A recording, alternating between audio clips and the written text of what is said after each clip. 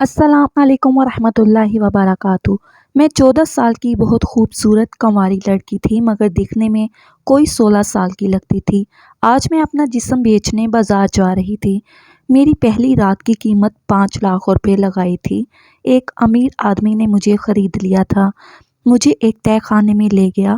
وہ آدمی کمرے میں آیا، میں اس کے پیروں میں گر گئی۔ میں نے کہا مجھے کچھ مت کرنا، لیکن اسے مجھ پر رحم نہیں آیا۔ وہ کہنے لگا ڈرو مت، بہت مزہ آئے گا تمہیں بھی۔ اور پھر اس نے اچانک سے میرے جسم پر ہاتھ پھیرنا شروع کر دیا اور دیکھتے ہی دیکھتے مجھے بیڈ پر لٹا دیا۔ کیونکہ میرا نام رابعہ ہے، میں ایک گاؤں میں رہنے والی لڑکی تھی۔ میرے گھر میں ماں، بابا اور ہم 2 بھائی بہن تھے۔ میرا بھائی 16 سال کا تھا، میں 14 سال کی تھی۔ میں بہت ہی خوبصورت تھی، بالکل دودھ کی طرح سفید چٹی تھی۔ ماں بابا ہم دونوں بھائی بہن سے بہت پیار کرتے تھے۔ میرے بابا مزدوری کرتے تھے۔ میرے بابا جو بھی کماتے تھے ان سے ہمارا گھر اچھے سے چل جاتا تھا، ہمارا گزارا ہو جاتا تھا۔ رابعہ تم اتنی قسمت والی ہو کہ تمہاری وجہ سے ہماری زندگی میں روشنی آ گئی ہے۔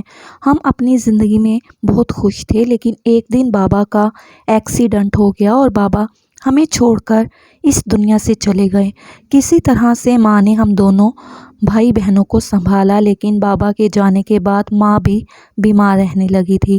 میرا بھائی عامر، وہ بھی زیادہ بڑا نہیں تھا، لیکن پھر بھی وہ گھر سے کام کرنے کے لیے باہر نکل گیا۔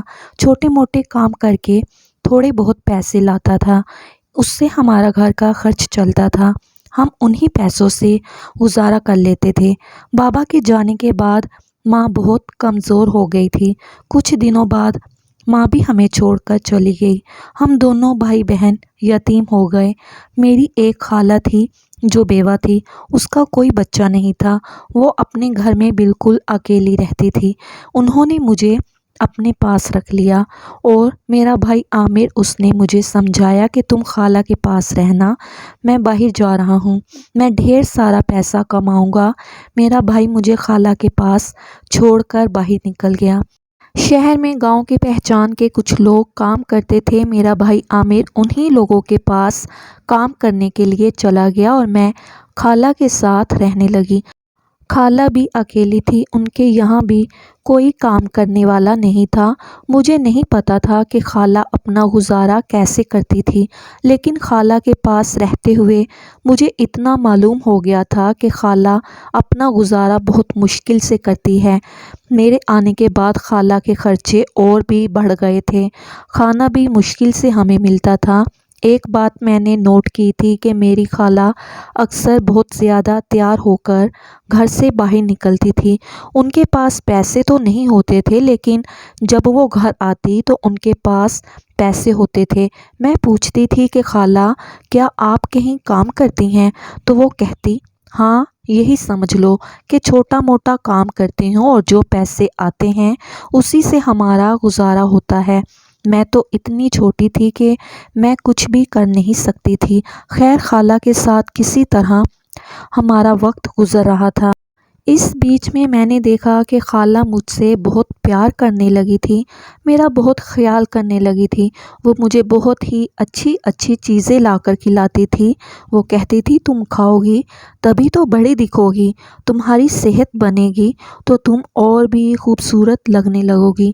پھر میں ان سے کہتی خالہ مجھے بڑی دکھنے کی کیا ضرورت ہے؟ خالہ کہتی بس میں تمہیں جو کہہ رہی ہوں وہ کرو، میں چاہتی ہوں تم اچھے سے کھاؤ پیو اور اتنی تندرست ہو جاؤ کہ بڑی لڑکیوں کی طرح دکھو۔ اور ایسا ہی ہوا۔ خالہ نے مجھے بہت اچھی اچھی چیزیں کھلائی پلائیں اور میں 14 سال کی عمر میں ہی 16 سال کی لگنے لگی تھی۔ میرے جسم کی بناوٹ بڑی لڑکیوں کی طرح دکھنے لگی تھی۔ مجھے دیکھ کر کوئی بھی نہیں کہتا تھا کہ میں 14 سال کی لڑکی ہوں۔ میں اتنی تندرست ہو گئی تھی کہ میرے جسم کی بناوٹ ایسے دکھتی تھی جیسے کہ 16-17 سال کی لڑکی ہوں۔ میں خوبصورت تو بہت تھی، لیکن جسم بھرنے کے بعد میں اور بھی زیادہ نکھر گئی تھی اور خوبصورت دکھنے لگی تھی۔ مجھے نہیں پتا میری خالہ ایسا کیوں چاہتی تھی کہ میں بڑی لڑکیوں کی طرح دکھوں۔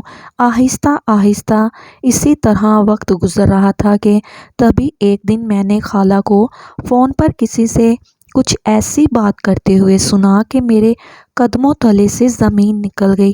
میری خالہ فون پر کسی کو کہہ رہی تھی کہ پیسے لے کر کب آ رہے ہو؟ میں پورے کے پورے پیسے لوں گی، نہ کم لوں گی نہ زیادہ لوں گی، پورے 5 لاکھ روپے لوں گی۔ لڑکی تیار ہے، جلدی سے پیسے لے کر آج شام کو آ جانا۔ خالہ کو ایسی بات کرتے ہوئے میں نے سنا تو میں سمجھ چکی تھی کہ وہ کیا کہہ رہی ہیں۔ خالہ میرا سودا کر رہی تھی۔ اب میں سمجھی کہ کیوں وہ مجھے چاہتی تھی کہ میں بڑی لڑکیوں کی طرح نظر آؤں۔ وہ مجھے بیچنے کی تیاری کر رہی تھی، وہ میرا سودا کر رہی تھی۔ خالہ کی ایسی باتیں سن کر میں نے فیصلہ کر لیا کہ اب جو مرضی ہو جائے مجھے یہاں سے نکلنا ہوگا، اور ایسا ہی ہوا۔ خالہ اپنے کاموں میں مصروف تھی کہ میں چپکے سے گھر سے نکل گئی اور اسٹیشن کی طرف آئی۔ میں ٹرین میں بیٹھ گئی۔ مجھے نہیں پتا کہ یہ کہاں جانے والی ہے، بس میں یہ چاہتی تھی کہ میں یہاں سے کسی بھی طرح بھاگ جاؤں۔ جب ایک بار گھر سے میرے قدم نکلے تو پھر اب مجھے خود بھی پتا نہیں تھا کہ میں کہاں جاؤں گی۔ ٹرین چلنے لگی۔ مجھے نہیں پتا تھا کہ یہ ٹرین کہاں رکے گی۔ تھوڑی دیر کے لیے میری آنکھ لگ گئی تھی۔ جب میری آنکھ کھلی تو میں نے دیکھا کہ ٹرین رکی ہوئی ہے۔ میں ٹرین سے اتر گئی۔ بورڈ پر لکھا تھا اسلام آباد۔ مجھے بہت بھوک لگ رہی تھی۔ میں نے لوگوں سے کچھ پیسے مانگ کر کھانے کے لیے کچھ خریدا۔ میں ادھر ادھر بھٹکتی رہی۔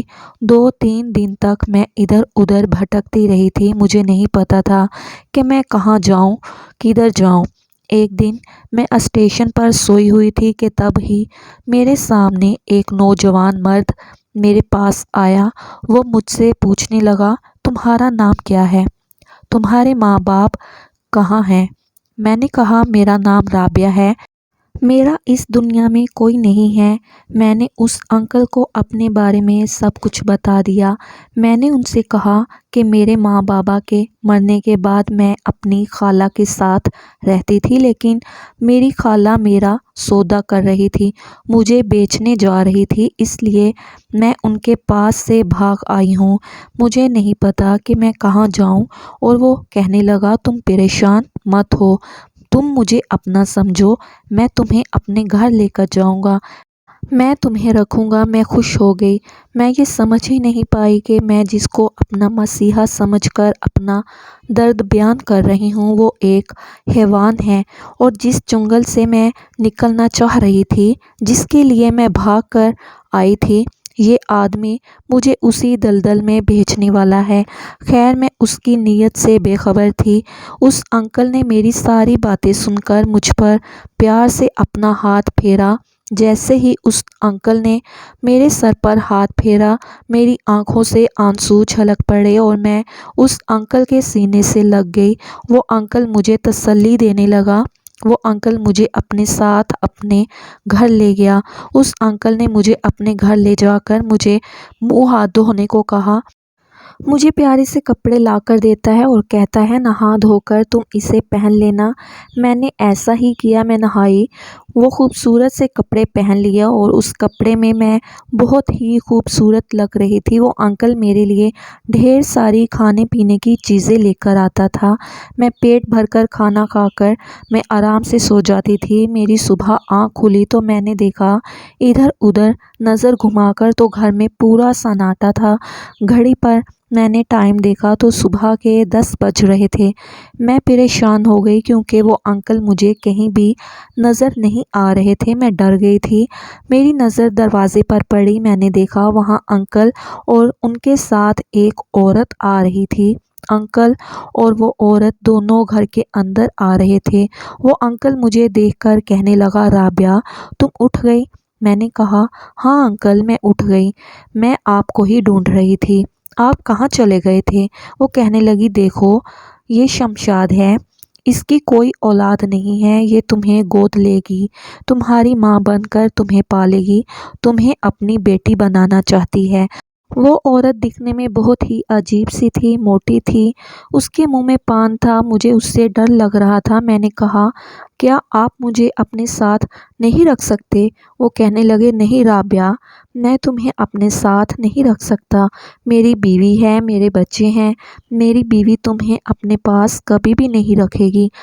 رابعہ تم ان کے ساتھ جاؤ، یہ تمہیں بہت خوش رکھے گی، اس کی کوئی اولاد نہیں ہے، تمہیں بہت پیار کرے گی اور بہت ہی پیار سے رکھے گی، نئے نئے کپڑے اور تمہیں جو چاہیے ہوگا وہ تمہیں ملے گا۔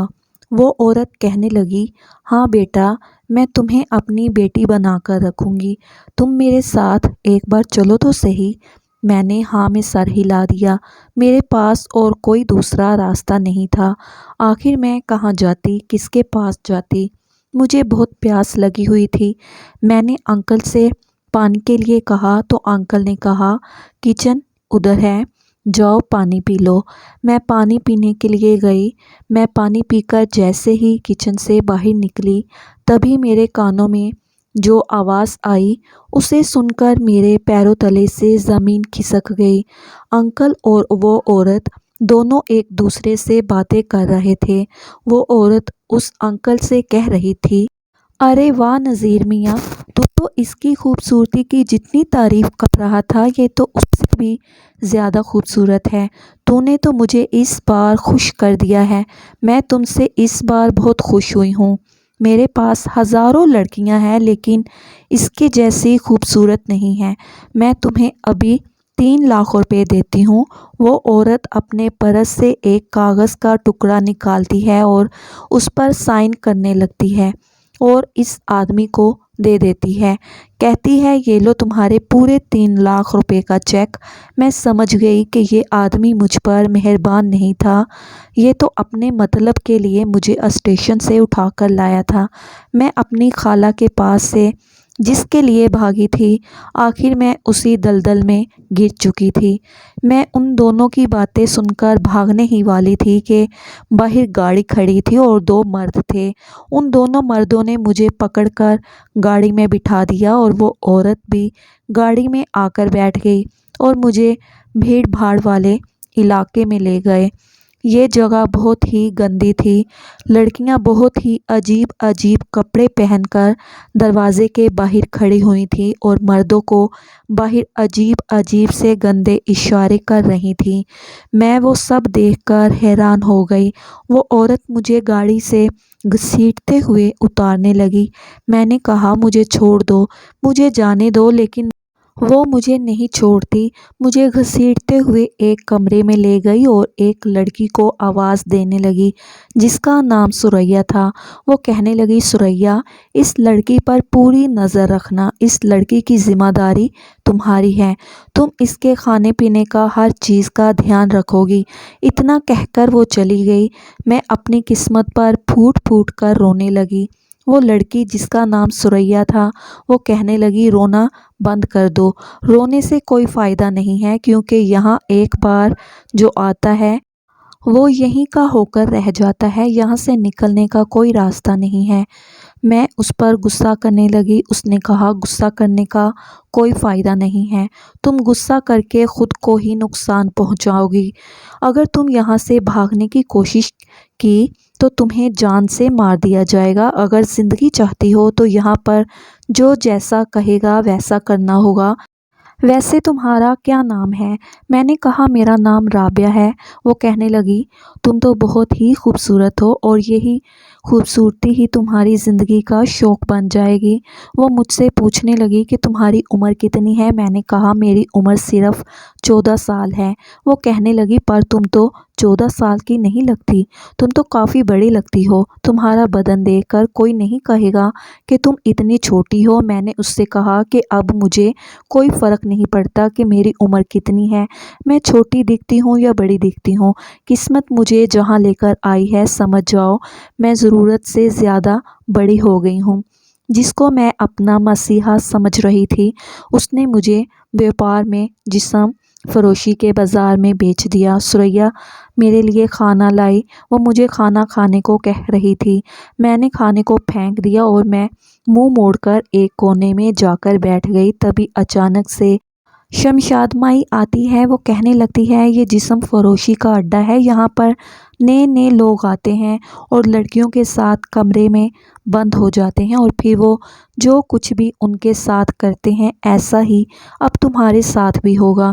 زیادہ نخرے کرنے کی ضرورت نہیں ہے، زیادہ ناٹک کرنے کی ضرورت نہیں ہے اور زیادہ چیخنے چلانے کی بھی ضرورت نہیں ہے۔ یہاں کے ماحول کو اپنی زندگی میں اتار لو اور یہاں کے ماحول میں رنگ جاؤ۔ تمہاری نت اتروائی کی رسم جلد ہی ہوگی، جیسے ہی کوئی اچھا سا گاہک تمہارے لیے ملے گا تیار رہنا، تب تک تم 1 دن یا 2 دن آرام سے آزاد رہ سکتی ہو، کھاؤ پیو عیش کرو، کوئی مسئلہ نہیں ہے۔ اور یہاں سے بھاگ کر جانے کی اگر ذرا سی بھی جرأت کی یا ہمت کی تو یہ جو لوگ دیکھ رہی ہو نا، آس پاس میں جو بدماش گارڈ کھڑے ہیں، وہ ٹانگ پر ٹانگ رکھ کر، مجھے کچھ بھی سمجھ میں نہیں آ رہا تھا کہ یہ میرے ساتھ کیا ہو گیا ہے۔ خیر میری نت اتروائی کا وقت بھی آنے والا تھا۔ ہر دن یہاں پر نئے گاہک آتے تھے اور سبھی کو مجھے دکھایا جاتا تھا، لیکن میری قیمت اس عورت نے اتنی لگائی تھی کہ اب تک میں جتنے بھی آئے تھے وہ لوگ اتنی قیمت نہیں دے پا رہے تھے، اسی لیے مجھے ابھی تک کسی نے بھی ہاتھ نہیں لگایا تھا۔ لگ بھگ اسی طرح وقت گزر رہا تھا، اسی طرح 1 ہفتہ گزر گیا اور وہ دن بھی آ گیا جس دن مجھے کوئی ہاتھ لگاتا۔ ایک سجاد آدمی نے اس کوٹھے پر قدم رکھا، مجھے لے کر اس آدمی کے پاس گئی۔ وہ مجھے دیکھتے ہی بول پڑا کہ میں دوں گا اس کی قیمت پورے 5 لاکھ روپے۔ جاؤ اس لڑکی کو لے جاؤ اور اسے دلہن کی طرح سجا کر میرے پاس لے آؤ۔ اس کی ایسی باتیں سن کر تو میرے ہاتھ پیر کانپنے لگے، ایسا لگ رہا تھا کہ اب میری دنیا لٹنے والی ہے، اب میرا کچھ بھی میرا نہیں رہے گا، میرا سب کچھ اجڑنے والا ہے۔ وہ 50 سال کا نوجوان ہٹا کٹا مرد تھا، میں اپنی قسمت کو کوس رہی تھی۔ مجھے دلہن کی طرح سجا کر کمرے میں بٹھا دیا تھا، میرے ہاتھ پیر کانپ رہے تھے۔ تبھی سامنے وہ آدمی دکھائی دیا، وہ کمرے میں آیا اور اس نے دروازہ بند کر دیا۔ میں ڈر سے بستر پر سے اٹھ کر کھڑی ہو گئی۔ وہ کہنے لگا، ارے تم اٹھ کر کھڑی کیوں ہو گئی ہو؟ بیٹھی رہو، تم اتنی ڈر کیوں رہی ہو؟ میں نے کہا صاحب جی آپ میرے قریب مت آنا۔ وہ کہنے لگا، اچھا تو میں نے تمہاری اتنی قیمت ادا کی ہے، اس کا کیا تمہیں پتہ ہے میں نے وہ رقم کیوں دی ہے؟ تمہارے ساتھ 1 رات گزارنے کے لیے۔ میں نے کہا صاحب میرے ساتھ ایسا کچھ مت کرنا، میں یہ سب برداشت نہیں کر پاؤں گی، مجھ سے یہ سب نہیں ہوگا۔ وہ کہنے لگا، سب کچھ ہو جائے گا، تم کوشش تو کرنا، تم تو بچوں کی طرح ڈر رہی ہو، اگر تمہیں یہ سب کرنا ہی نہیں تھا تو پھر اس جگہ پر آئی ہی کیوں ہو؟ میں نے کہا صاحب میں یہاں پر اپنی مرضی سے نہیں آئی ہوں، مجھے یہاں پر زبردستی لایا گیا ہے۔ وہ پوچھنے لگا، تمہیں یہاں پر کون لایا ہے؟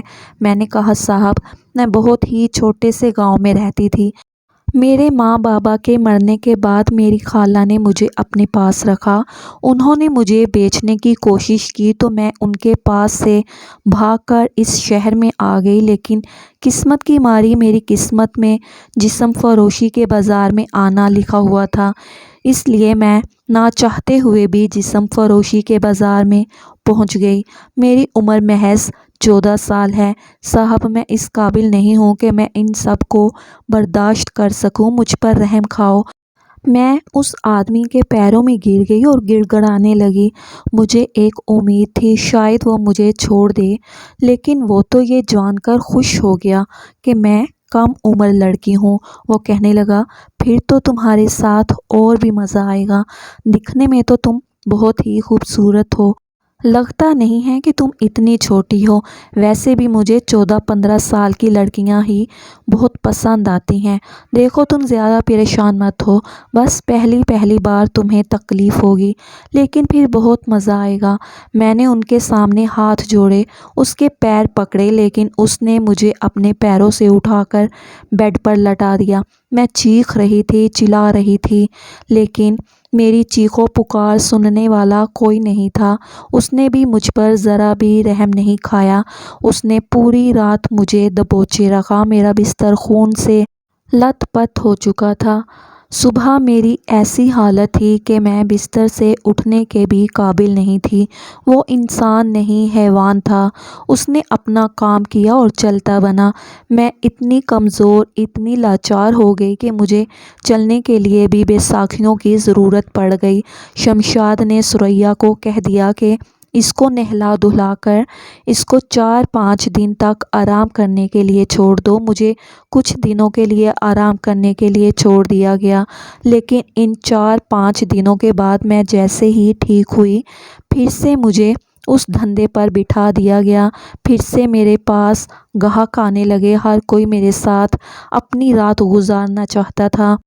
اب تو میری عادت ہو چکی تھی ان سب کو سہنے کی، برداشت کرنے کی۔ آہستہ آہستہ وقت اسی طرح گزرتا گیا اور 5 سال گزر گئے۔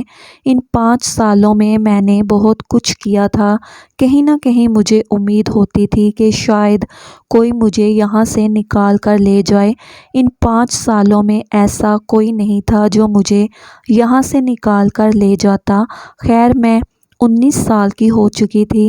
ثریا جو میری بہت اچھی دوست بن چکی تھی، میں پوری طرح سے بدل چکی تھی۔ لیکن ایک بات تھی، ان 5 سالوں میں نے یہاں اپنی ایک الگ ہی جگہ بنا لی تھی۔ سب مجھے بہت پیار کرتے تھے۔ ایک دن ثریا میرے پاس گھنگرو لے کر آ گئی۔ وہ کہنے لگی، چلو رابعہ ناچتے ہیں، یہ لو گھنگرو پہن لو۔ میں ثریا کو کہنے لگی کہ مجھے ناچنا نہیں آتا لیکن ثریا بہت ضد کرنے لگی۔ وہ کہنے لگی، تم میرے ساتھ چلو تو صحیح، وہاں بہت سی لڑکیاں ہیں جو ناچتی ہیں اور بہت بڑے بڑے لوگ آتے ہیں اور پیسے لٹاتے ہیں۔ میں نے کہا چلو ٹھیک ہے۔ میں ثریا کی بات مان کر اس محفل میں اس کے ساتھ چلی گئی۔ میں نے اپنے پیروں میں گھنگرو باندھ لیا۔ ساری لڑکیاں وہاں ناچ رہی تھی۔ ثریا بھی میرا ہاتھ پکڑ کر اب لڑکیوں کے بیچ لے گئی۔ وہاں جاتے ہی نہ جانے مجھے کیا ہو گیا تھا، مجھے سمجھ ہی نہیں آیا تھا۔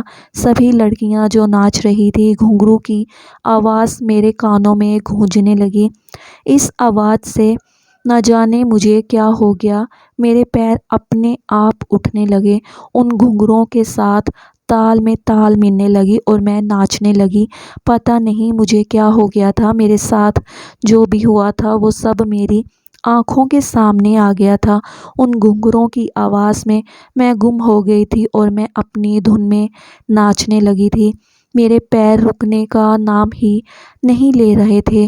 وہ پہلی رات جس میں اس آدمی نے مجھے بے حال کر دیا تھا اور میں چیخ رہی تھی، چلا رہی تھی، میری آنکھوں کے سامنے وہ رات گھوم رہی تھی۔ میں ناچنے میں اتنی دھن تھی کہ میرے پیروں میں بندھے گھنگرو سارے ٹوٹ کر زمین پر بکھر چکے تھے۔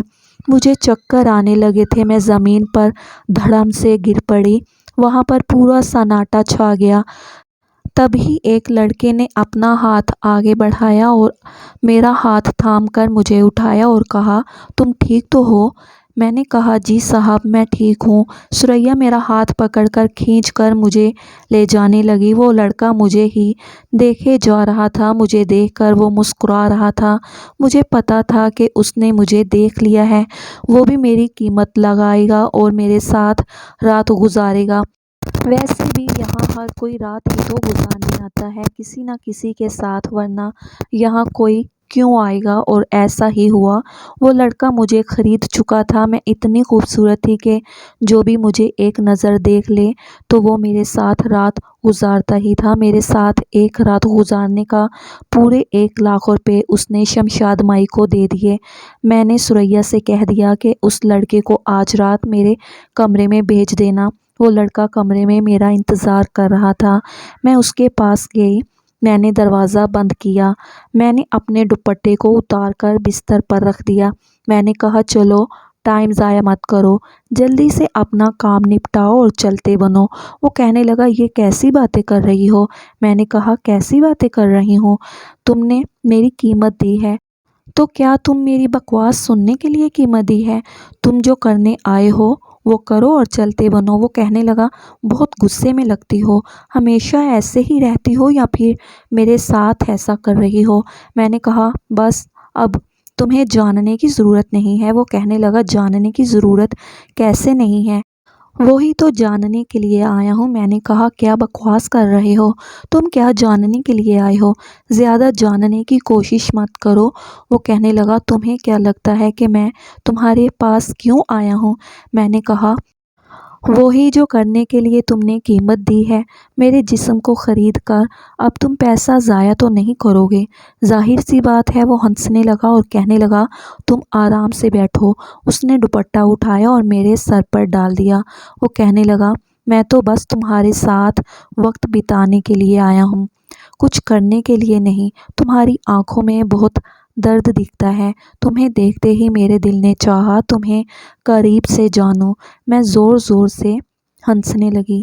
میں نے کہا اچھا، تو لوگ یہاں پر دل کی بات بھی سنتے ہیں؟ وہ کہنے لگا ہاں، کیوں نہیں؟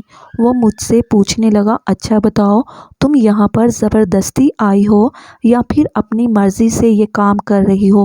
میں نے کہا یہاں پر ہر لڑکی اپنی مرضی سے کام نہیں کر رہی، ہر کسی کی اپنی مجبوری ہے۔ کوئی اپنا پیٹ بھرنے کے لیے یہاں پر کام کر رہا ہے، کوئی مجبوری میں کر رہا ہے، اور کوئی زبردستی کام کر رہا ہے، اور کوئی خوشی سے کر رہا ہے۔ سب کی اپنی مرضی ہے۔ وہ کہنے لگا میں نے سب کے بارے میں نہیں پوچھا، میں صرف تمہارے بارے میں جاننا چاہتا ہوں۔ میں نے کہا اچھا، تم میرے بارے میں جاننا چاہتے ہو تو سنو، میں یہاں اپنی مرضی سے نہیں، میری قسمت مجھے یہاں گھسیٹ کر لائی ہے۔ میں نے اپنی پوری کہانی اس لڑکے کو بتائی۔ وہ میرے ساتھ رات بھر ایک کمرے میں ہی رہا، لیکن اس نے مجھے چھوا تک نہیں تھا۔ صبح ہوتے ہی وہ چلا گیا۔ میں بھی حیران تھی کہ جب اسے کچھ کرنا ہی نہیں تھا تو وہ میرے پاس آیا ہی کیوں؟ خیر دن اسی طرح گزر رہے تھے۔ میں بھی اس کی ایسی حرکتوں سے بے چین ہو گئی تھی۔ وہ لڑکا آخر میرے بارے میں جان کر کہاں غائب ہو گیا تھا، اور اس نے مجھے ہاتھ کیوں نہیں لگایا تھا؟ میں اتنی خوبصورت تھی کہ کوئی میری قیمت دے کر ایسا ہو ہی نہیں سکتا تھا کہ مجھے کچھ نہ کرے۔ وہ اپنا پورا پیسہ وصول کر کے جاتا تھا، لیکن اس نے مجھے ہاتھ بھی نہیں لگایا تھا۔ ایسا کیوں؟ میں اس کے بارے میں ہی سوچتی جا رہی تھی، پھر مجھے پتہ چلا کہ اسی لڑکے نے آج پھر مجھے خریدا ہے۔ میں نے سوچا آج میں اس سے پوچھ کر ہی رہوں گی کہ وہ ایسا کیوں کر رہا ہے۔ تبھی میں کمرے میں بیٹھی اس کا انتظار کر رہی تھی۔ وہ میرے کمرے میں آیا اور اس نے دروازہ بند کیا اور دھیرے دھیرے میرے قریب آنے لگا۔ میں نے کہا اچھا، تو اس دن کچھ کرنے کا من نہیں تھا، آج پورا من بنا کر آئے ہو؟ وہ کہنے لگا ہاں، آج من کر رہا ہے۔ دھیرے دھیرے وہ میرے بہت قریب آ چکا تھا۔ اس کی گرم گرم سانسیں میرے کانوں کے پاس آ رہی تھی۔ وہ کہنے لگا کیا میں تمہاری گود میں سر رکھ کر سو سکتا ہوں؟ میں نے کہا ہاں، کیوں نہیں سو سکتے؟ تمہیں پوچھنے کی ضرورت نہیں ہے، آخر تم نے میری قیمت جو دی ہے۔ تبھی اس نے میرے منہ پر انگلی رکھ دی اور کہنے لگا اب بس بھی کرو، تمہیں بس قیمت دکھائی دیتی ہے، میری آنکھوں میں تمہارے لیے کچھ دکھائی نہیں دیتا کہ میں تمہارے پاس کیوں آیا ہوں، کس لیے آیا ہوں۔ میں بالکل خاموش ہو گئی، اور آگے جو اس نے بات کہی اسے سن کر میرے ہوش اڑ چکے تھے۔ اس نے اپنی محبت کا اظہار کیا۔ وہ کہنے لگا رابعہ، میں تم سے پیار کرتا ہوں اور تم سے شادی بھی کرنا چاہتا ہوں۔ اس نے اس طرح سے محبت کا اظہار کیا تو میں نے بھی ہاں کہہ دیا۔ کہیں نہ کہیں وہ بھی میرے دل میں گھر بنا چکا تھا، کیونکہ ایسا آج تک نہیں ہوا تھا کہ کوئی میرے ساتھ ایک کمرے میں ہو اور وہ مجھے نہ چھوئے۔ خیر وہ کہنے لگا اگر تم میرا ساتھ دو تو میں تمہیں یہاں سے نکالنا چاہتا ہوں۔ میں نے کہا کہ مجھے یہاں سے نکالنا بڑا ہی مشکل ہے۔ میں نے اگر یہاں سے باہر قدم رکھا تو تم دیکھ رہے ہو جو بڑے بڑے بدماش گارڈ ہیں وہ مجھے جان سے مار دیں گے۔ لیکن وہ کہنے لگا اگر تم میرا ساتھ دو گی تو میں تمہیں یہاں سے نکال لوں گا۔ میں نے کہا ٹھیک ہے۔ اتنا کہہ کر وہ میرے پاس سے چلا گیا۔ ایک ہفتہ گزر گیا لیکن اس کی کوئی خبر نہیں تھی۔ تبھی ایک دن اچانک میں اپنے کمرے میں بیٹھی ہوئی تھی کہ چاروں طرف شور آنے لگا۔ میں نے باہر نکل کر دیکھا تو چاروں طرف پولیس کی بھیڑ جمی ہوئی تھی۔ میں گھبرا گئی تھی، پر ان پولیس والوں کے ساتھ میں نے اس لڑکے کو دیکھا جس کا نام عرفان تھا۔ اس نے مجھے اشارے سے بتا دیا کہ ان پولیس والوں کو وہ لے کر آیا ہے۔ وہ میرے پاس آیا۔ وہ کہنے لگا، ان پولیس والوں کو میں لے کر آیا ہوں۔ میں نے کہا، عرفان تم نے ایسا کیوں کیا؟ تمہیں ایسا نہیں کرنا چاہیے تھا۔ تم تو کہہ رہے تھے کہ مجھے یہاں سے نکال کر لے جاؤ گے، لیکن تم نے تو یہاں کا سارا معاملہ ہی خراب کر دیا۔ پولیس والے سب کو گرفتار کر لیں گے۔ عرفان کہنے لگا، رابعہ تم پریشان مت ہو، میں نے ان پولیس والوں کو سب بتا دیا ہے کہ یہاں بہت ساری لڑکیاں ایسی ہیں جو زبردستی اس کام کو کر رہی ہیں۔ انہوں نے کہا ہے کہ اگر ایسا ہے تو ان ساری لڑکیوں کو آزاد کرنے کی ذمہ داری میری ہے۔ اگر پولیس والے تم سے پوچھیں تو تم اپنی ساری حقیقت ان پولیس والوں کے سامنے بتا دینا۔ میں نے کہا، ٹھیک ہے۔ عرفان میرا ہاتھ پکڑ کر ان پولیس والوں کے سامنے لے کر گیا۔ پولیس والے کہنے لگے، یہی وہ لڑکی ہے جسے تم اپنے ساتھ لے کر جانا چاہتے ہو؟ عرفان کہنے لگا، ہاں، اس کا نام رابعہ ہے۔ آپ اس سے جو پوچھنا چاہتے ہیں پوچھ سکتے ہیں۔ ایک پولیس والے نے عرفان کو کہا کہ تم اسے اس جگہ سے نکال کر کہیں دوسری جگہ تو نہیں بیچ دو گے؟ تم اس سے شادی کرو گے نا؟ عرفان کہنے لگا، سر ایسا نہیں ہے، میں رابعہ سے بہت پیار کرتا ہوں اور اس سے شادی بھی کرنا چاہتا ہوں۔ پولیس والوں نے جب مجھ سے پوچھا تو میں نے بھی اپنی ساری کہانی پولیس والے کو بتا دی۔ میں نے کہا کہ میں بھی عرفان سے شادی کرنے کے لیے تیار ہوں۔ عرفان نے سب کے سامنے مجھ سے نکاح کر لیا۔ ثریا بھی میرے لیے بہت خوش تھی۔ وہاں پر کافی ایسی لڑکیاں تھیں جو اپنی مرضی سے کام کر رہی تھیں، اپنی خوشی سے کام کر رہی تھیں، اور کافی لڑکیاں ایسی تھیں جو یہاں پر قید تھیں۔ ان ساری لڑکیوں سے پوچھ تاچھ کر کے ان کی مرضی پر چھوڑ دیا گیا۔ وہ چاہتی تو یہاں پر رہ سکتی تھی اور جانا چاہتی تو یہاں سے آزاد ہو کر جا سکتی تھی۔ خیر، عرفان نے میرا ہاتھ تھام لیا۔ میں عرفان کے ساتھ اس بدنام گلی سے نکل آئی۔ آج میں پوری طرح سے آزاد ہوں۔ میں نے عرفان کے ساتھ اپنی زندگی کی نئی شروعات کی۔ عرفان کا بھی اس دنیا میں کوئی نہیں تھا۔ ہم دونوں اپنی زندگی ہنسی خوشی گزار رہے تھے۔ ایک دن عرفان نے کہا، میں تمہیں ایک دوست سے ملوانا چاہتا ہوں۔ میں نے کہا، ٹھیک ہے، میرا نام رابعہ ہے، تم مجھے روبی کہہ کر پکارا کرو۔ عرفان نے مجھے سینے سے لگا لیا۔ عرفان کہنے لگا، اچھا ٹھیک ہے، پہلے میری بات تو سنو۔ میں تمہیں کسی سے ملوانا چاہتا ہوں، میرا جگری دوست جسے میں تم سے ملوانا چاہتا ہوں۔ وہ بھی اکیلا ہے، اس کا بھی اس دنیا میں کوئی نہیں ہے۔ بس ایک بہن تھی، لیکن اس کا بھی کوئی پتہ نہیں ہے۔ وہ بیچارہ بھی قسمت کا مارا ہے۔ اپنی بہن کو اس نے کہاں کہاں نہیں ڈھونڈا، لیکن وہ کہیں نہیں ملی۔ میں نے کہا، اچھا کوئی بات نہیں، آپ اپنے دوست کو گھر بلا لو اور دیکھنا، میں اللہ تعالیٰ سے دعا کروں گی کہ اس کی بہن جلد سے جلد اسے مل جائے۔ دوسرے دن عرفان جب اپنے دوست کے ساتھ گھر پر آیا تو میں اس انسان کو دیکھ کر حیران رہ گئی، کیونکہ یہ کوئی اور نہیں، یہ تو میرا بھائی تھا، میرا اپنا بھائی جو شہر گیا ہوا تھا۔ میرے بھائی نے بھی مجھے دیکھ کر سینے سے لگا لیا۔ ہم دونوں بھائی بہن پھوٹ پھوٹ کر رونے لگے۔ اس نے کہا، میں نے تمہیں کہاں کہاں نہیں ڈھونڈا، میں نے خالہ سے کتنی لڑائیاں کی، لیکن اس نے تمہارے بارے میں بھی کچھ نہیں بتایا۔ تم کہاں تھی، کس حال میں تھی؟ میں نے اپنے بھائی کو سب کچھ بتا دیا۔ میرا بھائی اپنے آپ کو کوسنے لگا۔ وہ کہنے لگا، مجھے تمہیں چھوڑ کر جانا ہی نہیں چاہیے تھا، لیکن میں نے کہا، بھائی جو ہو گیا اسے بھول جاؤ، اب عرفان میری دنیا ہے۔ میں عرفان کے ساتھ بہت خوش ہوں۔ بھائی نے میرے سر پر ہاتھ پھیرا اور عرفان کو بھی گلے سے لگا لیا۔ عرفان اور ہماری شادی کو 1 سال گزر گیا۔ میرا بہت ہی پیارا بیٹا ہوا جس کا نام میں نے آفتاب رکھا۔ میں اور عرفان آفتاب کے ساتھ بہت خوش ہیں اور ایک بھرپور فیملی اور خوشگوار ازدواجی زندگی گزار رہے ہیں۔ خواہش صرف اتنی ہے کہ صرف کچھ الفاظ لکھوں جس سے کوئی گمراہی کے راستے پہ جاتے جاتے رک جائے اور نہ بھی رکے تو سوچ میں ضرور پڑ جائے۔ دوستوں، امید کرتی ہوں کہ آپ کو یہ ہماری کہانی پسند آئی ہوگی۔ کہانی پسند آئی ہو تو ویڈیو کو لائک کریں اور کمنٹ کریں، شیئر کرنا بالکل بھی نہ بھولیں، اور ہاں، اگر آپ اس چینل پر نئے ہیں تو اس چینل کو سبسکرائب ضرور کر دیں اور نوٹیفیکیشن کو ضرور دبائیں تاکہ آنے والی کہانی سب سے پہلے آپ کو مل سکے۔ ملتے ہیں کل ایک نئی اور دلچسپ کہانی کے ساتھ۔ اللہ حافظ۔